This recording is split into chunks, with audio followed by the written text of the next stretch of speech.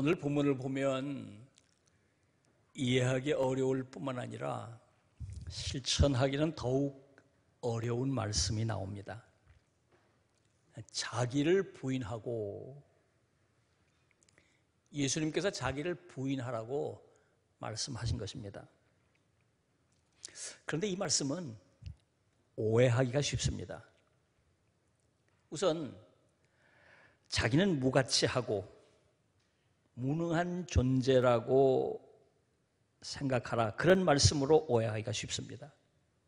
나는 아무짝에도 쓸데없는 사람이고 아무것도 할 수 있는 것이 없는 사람이라고 그렇게 생각하라고 오해하기가 쉽습니다.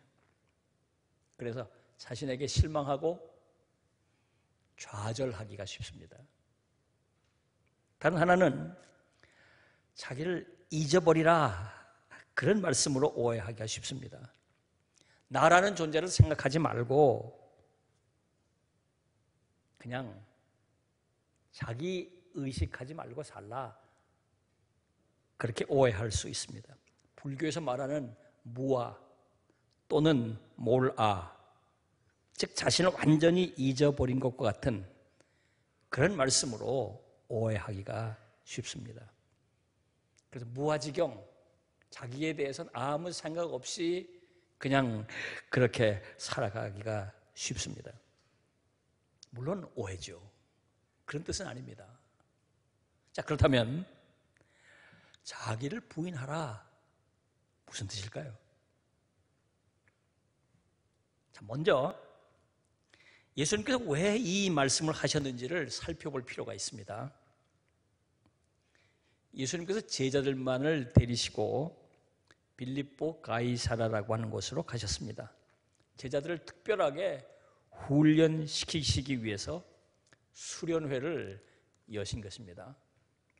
예수님께서 제자들에게 질문을 던지셨습니다. 사람들이 임자 나를 누구라고 하느냐? 그리고 이어서 너희는 나를 누구라고 하느냐? 이때 베드로가 저 유명한 말로 답을 했죠. 주는 그리스도시요 살아계신 하나님의 아들이시니이다. 예수님께서 정말 크게 칭찬하셨고 이 고백 위에 교회를 세우시겠다고 말씀하셨습니다. 그 다음 장면이 중요해요. 이 고백을 들으시고 예수님께서 처음으로 십자가에서 죽으실 것을, 그리고 부활하실 것을 말씀하셨습니다. 자, 또 이때 베드로가 나섰습니다.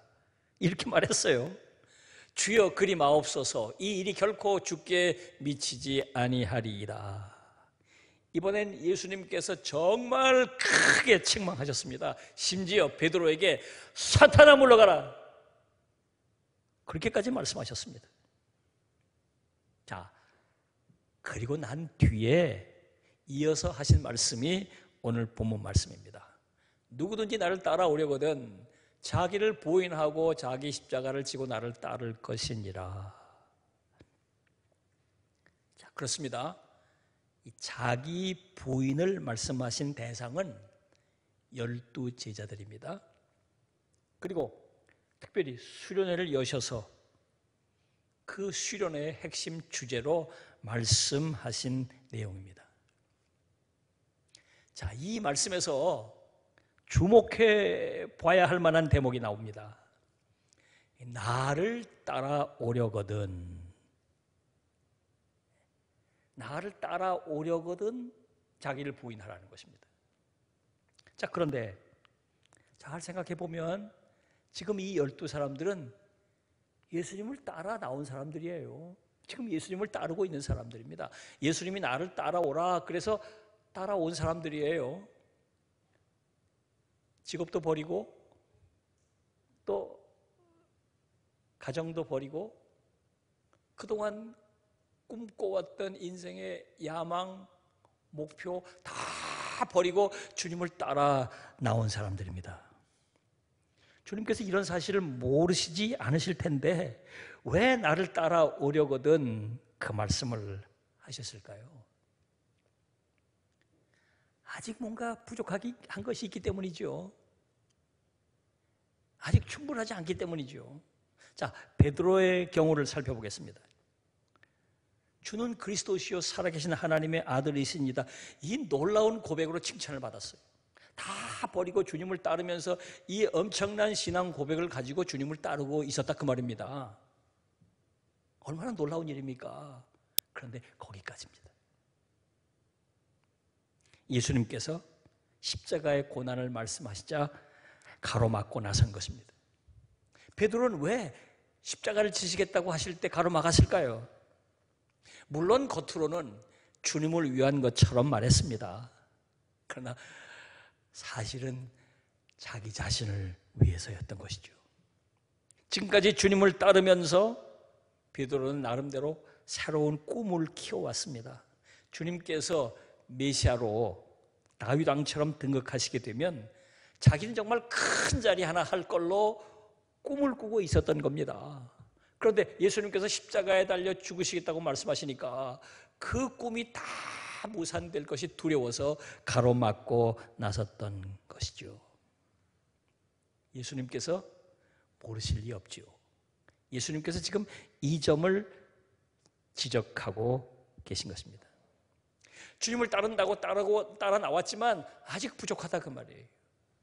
그래서 거기서부터 한 차원 더 성숙해져 가도록 하기 위해서 수련을 여셨고 그 수련회에서 던지신 말씀이 자기 부인이라 그 말입니다.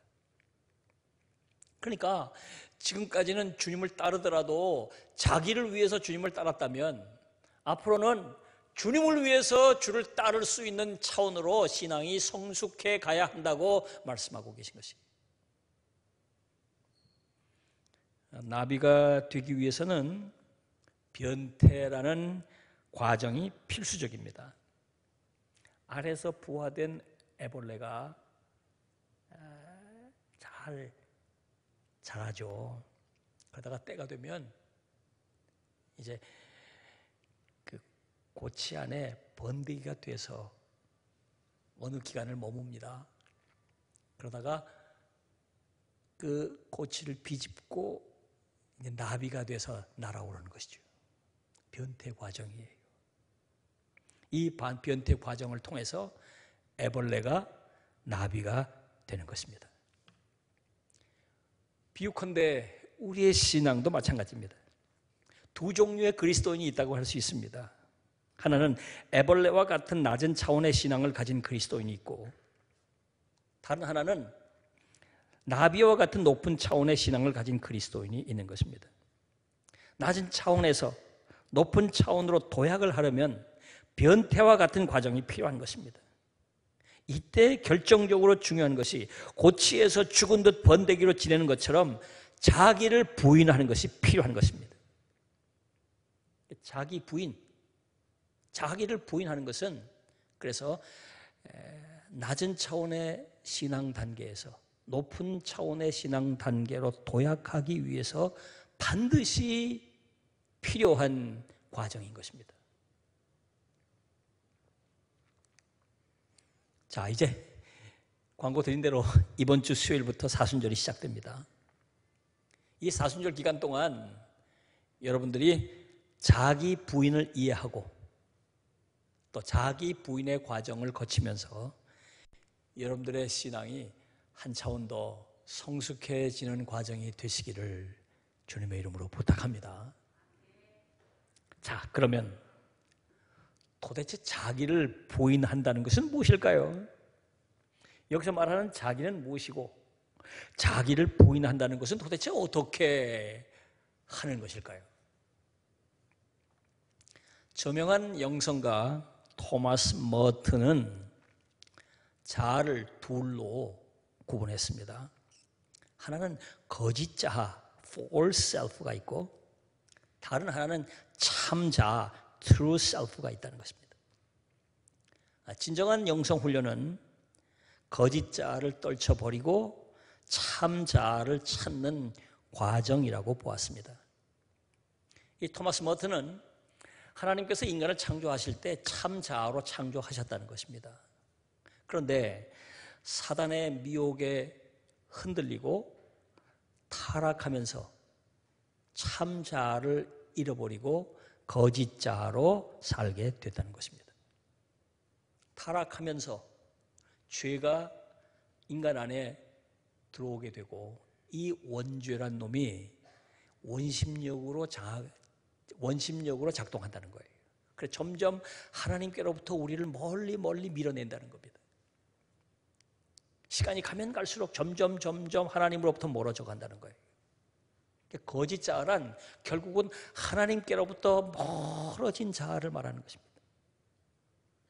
하나님께로부터 멀어졌기 때문에 하나님 중심의 삶에서 떠나 자기 중심의 삶을 살게 되는 것입니다. 자기 중심이. 그래서 이기적인 삶을 살게 되고 그 중심의 욕망에 따라 춤을 추는 삶을 살게 된 것입니다. 자, 그렇습니다. 예수님께서 자기를 부인하라고 말씀하신 것은 바로 이 토마스 머튼이 말하는 거짓 자아를 떨쳐버리라는 말씀인 것입니다. 하나님과 단절된 자기 중심적이고 이기적이 되어버린 자기를 떨쳐버리라는 것입니다. 그리고 대신 잃어버렸던 참 자아를 찾아가라는 것이에요. 우리는 자기 부인의 가장 확실한 이해를 예수님에게서 발견할 수 있습니다.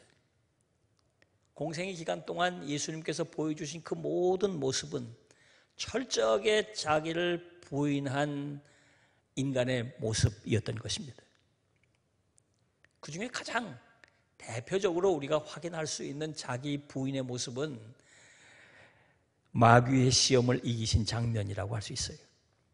결정적으로 자기 부인한 모습을 우리가 발견하게 됩니다. 예수님은 유대 광야에서 40일 동안 금식 기도를 마치시고 마귀에게 3가지 시험을 받으셨습니다. 하나는 돌로 떡덩이가 되게 해서 먹으라는 시험, 둘은 성전 꼭대기에서 뛰어내리라는 시험, 셋은 마귀에게 절하면 천하 만국과 영광을 주겠다고 하는 시험입니다. 이 3가지 시험은 인간이 마귀로부터 겪는 모든 시험을 대표하는 것이에요. 요한일서 2장 16절을 보면 사도 요한은 이렇게 말했습니다. 이는 세상에 있는 모든 것이 육신의 정욕과 안목의 정욕과 이생의 자랑이니 다 아버지께로부터 온 것이 아니요 세상으로부터 온 것이라. 사도 요한은 우리가 겪게 되는 시험의 3가지 지점이 있다고 보는 것이죠. 육신의 정욕, 안목의 정욕, 이생의 자랑. 이 3가지가 예수님께서 겪으셨던 그 3가지와 정확하게 일치하고 있어요. 마귀는 오늘도 이 3가지 지점으로 우리를 공격해 온다는 것입니다. 거짓 자아로 살아가는 사람들은 이 공격이 올 때마다 쓰러지고 넘어질 수밖에 없다는 것이, 이걸 뿌리칠 수 있는 힘이 없다고 말입니다. 그런데 예수님께서는 조금도 주저함이 없이 단칼에 이걸 물리치셨죠. 어떻게 물리칠 수 있었어요? 예수님께서는 거짓 자아를 던져버리시고 참 자아로 살고 계셨기 때문인 것입니다. 다시 말하면 자기 부인을 완성하셨기 때문인 것이에요. 자기 부인을 완성하셨다. 예수님께서 제자들에게 자기를 부인하고 나를 따르라고 말씀하신 대로 나중에 베드로도 드디어 자기를 부인하고 예수님을 따르게 되죠. 그 이후에 삶을 사도행전에서 쭉 읽어보면 복음서에 나타난 베드로의 모습과 사도행전에 나타난 베드로의 모습은 완전히 다른 모습입니다. 자기 부인의 성공한 삶의 모습이죠. 초기 교회 신학을 대해서 집대성한 신학자인 어거스틴이라는 분의 일화입니다. 한두 번 제가 말씀드린 기억이 나는데, 이분은 청년 시절에 마니교라는 종교에 심취해서 쾌락을 누리며 보냈어요. 정말 어머니의 속을 태우면서 어머니의 말을 듣지 않고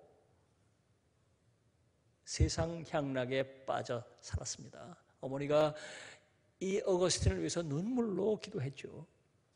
하나님의 은혜로 하나님께서 어머니의 기도를 들으셔서 성령의 놀라운 역사로 이분이 회심하고 주님께로 돌아왔습니다.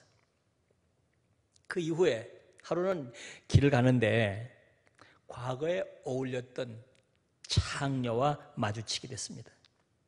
이 창녀가 이분의 이름을 부르면서 반갑게 다가왔습니다. 이때 이분이 이렇게 말했습니다. 옛날에 어거스틴은 죽었어. 당신이 알던 어거스틴은 죽었어. 나는 새로운 어거스틴이요. 그렇습니다. 바로 이것이 자기를 부인하는 것입니다. 과거 육신의 정욕, 안목의 정욕, 이생의 자랑에 빠져 살던 자기를 청산하고 새로운 자기로 살아가는 것입니다. 20세기를 대표하는 기독교 지성 C.S. 루이스라고 하는 분이 순전한 기독교라는 책을 썼는데 제가 여러분들에게 이 책을 좀 강추하고 싶어요. 아마 꼭 읽어볼 만한 책이에요. 조금 두꺼워요. 볼륨이 있고 좀 재미가 없고 좀 딱딱한데 아주 그래서 꼭 좀 읽어보면 좋을 책입니다. 이 책에 이런 내용이 나와요.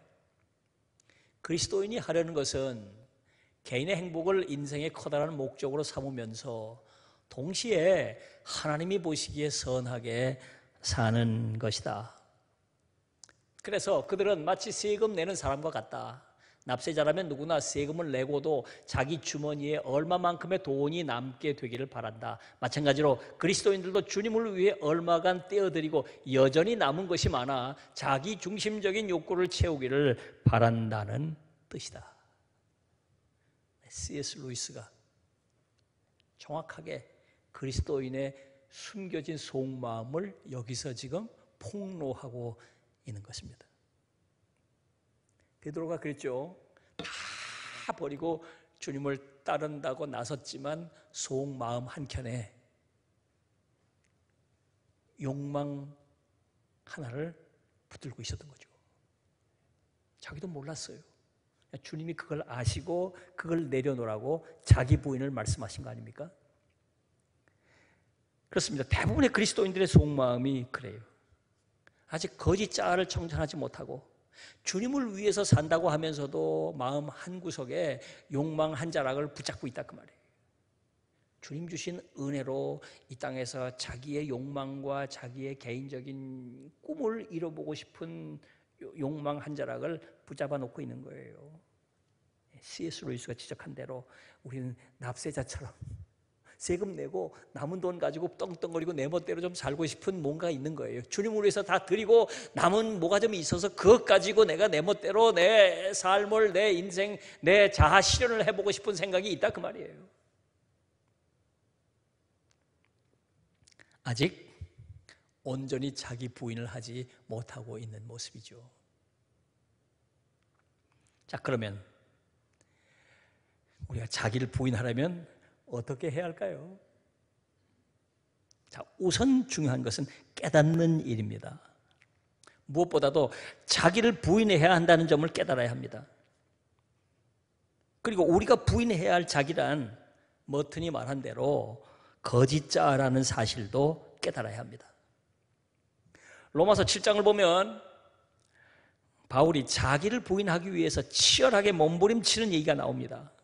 바울은 21절 이하에서 이렇게 말했습니다. 내가 한 법을 깨달았노니. 이 대목이 중요해요. 깨달아야 한다는 거예요. 우리도 바울처럼. 내가 한 법을 깨달았다는 거예요. 뭘 깨달았냐면 선을 행하기 원하는 나에게 악이 함께 있는 것이로다. 내 속사람으로는 하나님의 법을 즐거워하되 내 지체 속에서 한 다른 법이 내 마음의 법과 싸워 내 지체 속에 있는 죄의 법으로 나를 사로잡는 것을 보는도다. 오라, 나는 곤고한 사람이로다. 이 사망의 몸에서 누가 나를 건져내랴. 바울이 예수 믿고 난 뒤에 중요한 사실 하나를 깨달았다는 거예요. 자기 안에 두 가지 모습이 있는 것입니다. 하나는 하나님의 법을 즐거워하는 모습이고 다른 하나는 죄의 법에 사로잡혀 있는 모습이에요. 예수 믿고 난 다음에 하나님의 말씀대로 살고 싶은 마음이 굴뚝 같은데 이걸 못하게 가로막는 게 있더라는 겁니다. 바로 죄의 종이 돼서 욕망을 따라 살아왔던 육신입니다. 일찍이 예수님께서 마태복음 26장 41절에서 이렇게 말씀하셨죠. 마음에는 원이로되 육신이 약하도다. 베드로가 아직 자기 부인을 이루지 못하던 시절에 겟세마네 동산에서 예수님께서 베드로에게 하신 말씀입니다. 마음에는 주님을 따르고 싶은, 온전히 따르고 싶은 마음이 없는 게 아니에요. 굴뚝같이 있어요. 그런데 연약한 육신이 붙잡고 있는 거예요. 바울도 이런 시절이 있었던 것입니다. 자기 안에 두 가지 모습이 충돌해서 너무 괴롭다는 거예요. 너무 괴롭고 곤고하다는 겁니다. 그래서 그것을 사망의 몸이라고까지 말했습니다. 이것은 토마스 머튼이 말한 대로 거짓 자로 살아오던 사람에게 예수 만나고 믿음이 생겨서 참 자아가 깨어난 거예요. 참 자아가 깨어난 거예요. 그래서 참 자아가 깨어나서 이제 참 자아대로 살려고 하다 보니까 거짓 자아가 여전히 버티고 있는 겁니다. 여기서 둘 사이의 주도권 싸움이 벌어지고 있는 것이, 이게 바로 영적 전쟁입니다. 여러분, 우리가 이런 상황 가운데 있다는 사실을 깨달아야 한다 그 말이에요. 나는 잘하고 있다. 나는 신앙 생활 잘하고 있다. 그런데 왜 이렇게 평안하지 않지? 왜 이렇게 기쁘지 않지? 이유가 도대체 뭐지? 이유가 바로 여기 있다 그 말이에요. 거짓 자와 참 자 사이의 싸움이고 결국은 자신을 부인하지 못했기 때문에 생기는 일이라 그 말입니다. 이것을 먼저 깨달아야 해요. 자, 그러면 그것을 깨달았다면 거짓 자와 참 자 사이의 영적 전쟁에서 승리하려면 어떻게 해야 될까요? 예수님께서 그 답을 아주 명확하게 가르쳐 주셨어요. 여러분 다 아는 내용이에요. 첫째가 기도입니다. 다시 마태복음 26장 41절로 가보겠습니다. 베드로가 마음은 원이로되 육신이 약하도다 이 말씀을 들었잖아요. 진단을 하셨어요. 그런데 처방을 또 해주실 것입니다. 시험에 들지 않게 깨어 기도하라. 기도하라는 겁니다. 기도하라. 기도가 처방이에요. 기도가 처방이에요. 기도가 길이고 기도가 방법이라는 것입니다. 아니 도대체 기도가 뭐길래 기도하라고 그렇게 말씀하셨을까요? 마가복음 9장 29절을 보면 예수님께서 이렇게 말씀하셨습니다. 기도 외에 다른 것으로는 이런 종류가 나아갈 수 없느니라. 제자들이 귀신을 좀 내쫓아보려고 애를 썼는데 안 되는 거예요. 그래서 물었어요. 주님, 왜 우리는 귀신을 쫓아내지 못했습니까? 지난번에는 귀신을 잘 쫓아냈는데 왜 이번은 안 됩니까? 예수님께서 말씀하신 답이 그거예요. 기도 안 했기 때문이다. 기도 안 했기 때문이라는 것입니다. 그렇습니다, 여러분. 기도에는 우리가 잘 모르는 신비한 힘이 있습니다. 여러분, 자석을 보면 똑같은 쇳덩어리잖아요. 막대. 쇠막대잖아요. 근데 자석은 신비한 힘을 가지고 있죠. 신비한 힘을 가지고 있어요. 같은 극은 밀어내고 다른 극은 잡아당기는 힘이 있죠.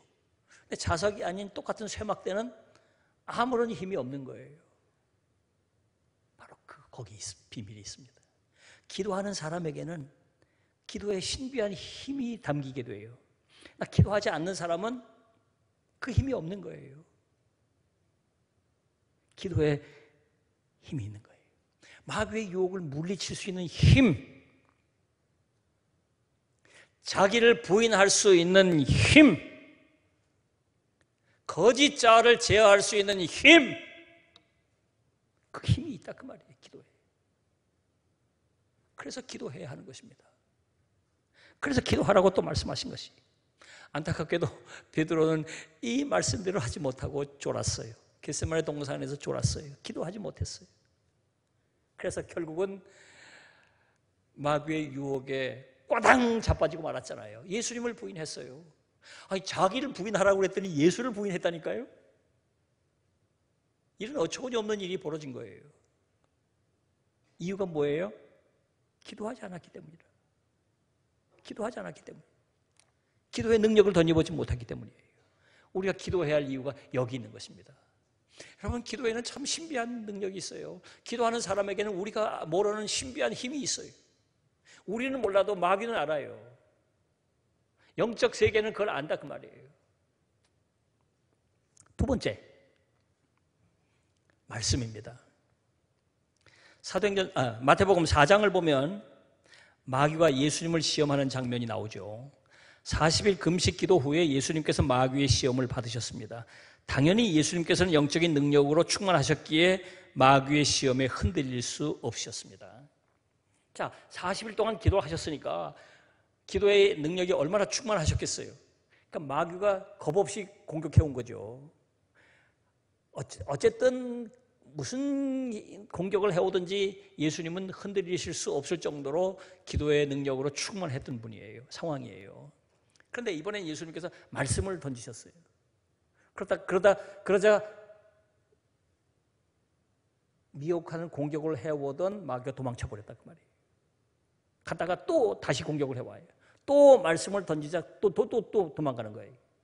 세 번째 공격을 해왔다 말씀을 딱 던지니까 또 도망가 버린 거예요. 그리고 아예 뺑소니 쳐버리고 말았어요. 말씀에 또 다른 힘이 있는 겁니다. 기도와 다른 또 다른 능력이 말씀에 있는 거예요. 마귀가 시험해오고 유혹해올 때 기도는 그것을 막아낼 수 있는 방어의 능력이 있다면 말씀은 그것을 물리칠 수 있는 공격적인 능력이 있는 거예요. 마귀의 시험을 이길 수 있는 능력은 기도에 있지만 마귀 자체를 공격해서 쫓아내는 능력은 말씀에 있다 그 말입니다. 그래서 우리가 말씀을 읽고 묵상하고 암송해야 하는 이유가 여기 있는 것이. 에베소 6장 17절을 보면 바울은 이 말씀의 능력을 성령의 검이라고 그랬어요. 성령의 검. 성령의 검이라 그 말이에요. 공격무기라 그 말입니다. 그래서 늘 우리는 말씀을 읽고 묵상하고 암송하고 들어야 해요.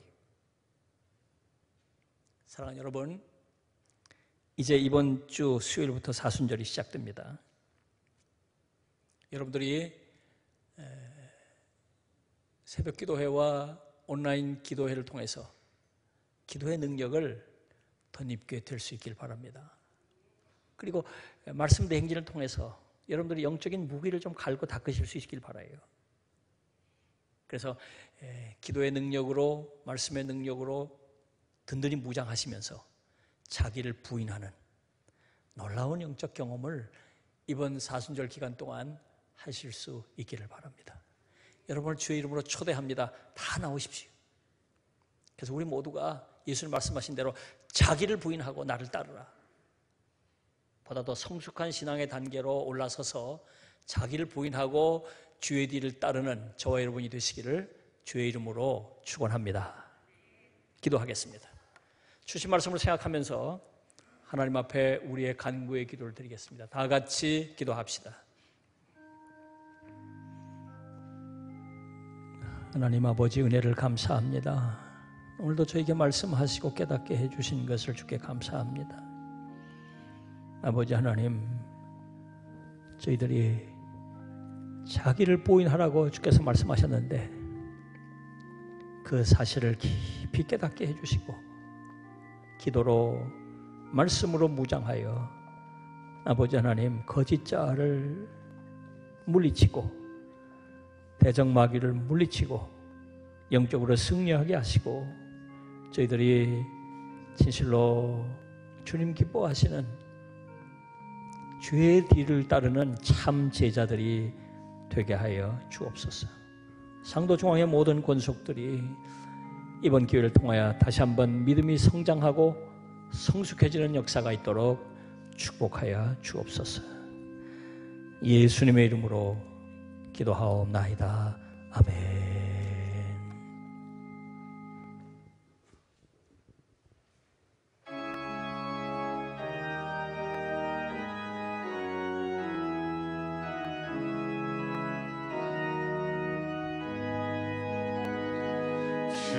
주님이 홀로 가신 그 길 나도 따라가오.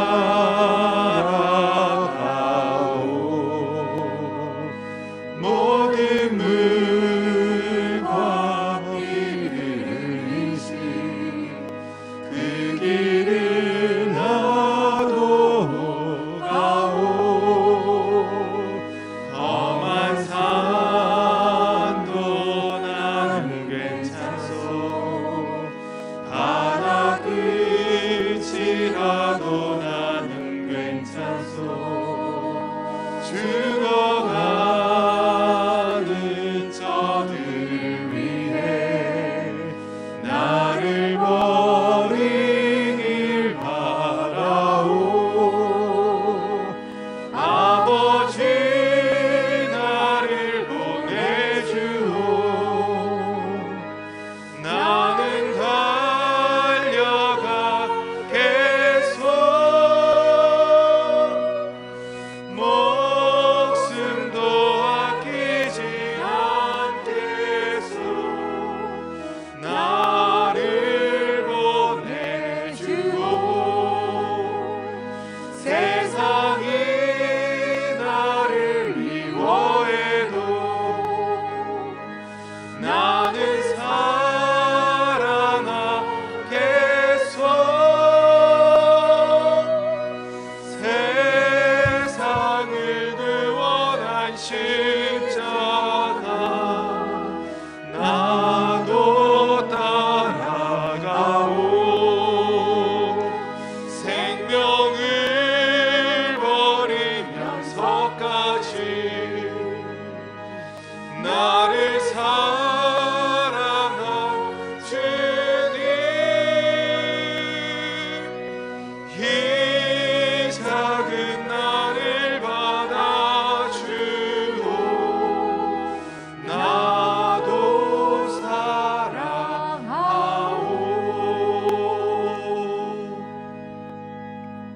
우리 주님 예수 그리스도의 은혜와 하나님 우리 아버지의 그 큰 사랑과 보혜사 성령님의 교통하심이 주님 말씀하신 대로 자기를 부인하고 주를 따르기로 다짐하고 결단하는 주의 종들과 그 앞길 위에 이제로부터 영원토록 함께 하옵시기를 간절히 축원하옵나이다.